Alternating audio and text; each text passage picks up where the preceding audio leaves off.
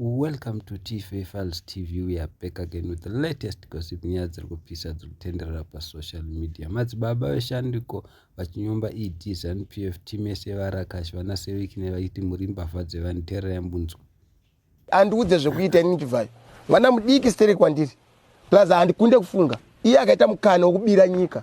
Munhu akasarudzwa nevana veZimbabwe ndi President Advocate Nelson Chamisa. ED anozviziva. ZANU-PF inozviziva. Makwana kana pavakasuduka vachidzoka so. Nyoka dzese nevavengi vese nevatengesesi vabuda pachena. Dai vasina kudaro President Chamisa ka. Hapana kwataienda. Taitoona ndopa maitaura kuti hapana kwamuri kuenda madzibaba. Muri kufiwa nenzara munyika umu. Nokuda kweZANU-PF. Nyika ine minerals mangani. But nyika iri kutambura.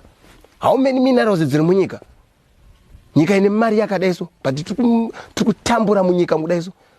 Kutambura. Nokuda kweZANU-PF. Chirwere chiri munyika ndo ZANU-PF. Chirifanira kubaiwa majekiseni na President Chamisa.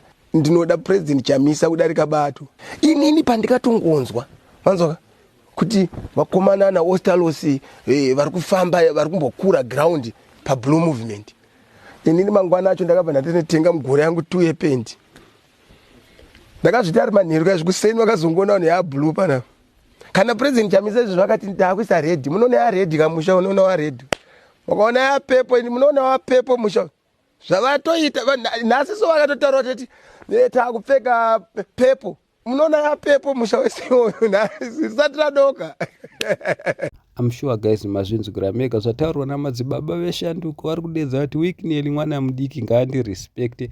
Madzibaba veshanduko varamba kupusiswa naED ZANU-PF timu yeshe yevarakashi vachidedzera kuti hapana yakadaro isusu toziva President Nelson Chamisa kwete mimi mbavha dzevanhu apa munoziva zvamunogona kuriga. Musakanganwa kuti madzibaba veshanduko vakamborohwa kutanga vachafa vachizisiyana nekusapota Triple C pekutanga paChamisa paimbove achiri mukuru weTriple C.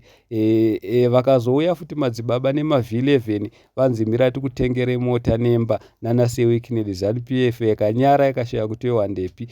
Saka vana veZANU-PF vagara vanokurakasha. Saka vaida kumurakasha madzibaba eshanduko vakazoda kumunyima mbeu kumusha uko nemhuri yake zvikaramba futi. Asi problem inoitika ndeyekuti vana Chamisa vanenge vasina mafanzi vane vasina mari dzekuti vapote vachipa masupporters avo. Saka ZANU-PF yakangwarira padivi inozokutenga manje yokunza kuti uya kunoku yokubhadhara mari. Saka munongoziva mega zviri kuitika muZimbabwe zvinhu hazvina kumira zvakanaka. Mukatarisa Ricky Fire naye akazotengwa anga ari mumwewo akavimbika ari weTriple C akatiza atengwa neZANU-PF.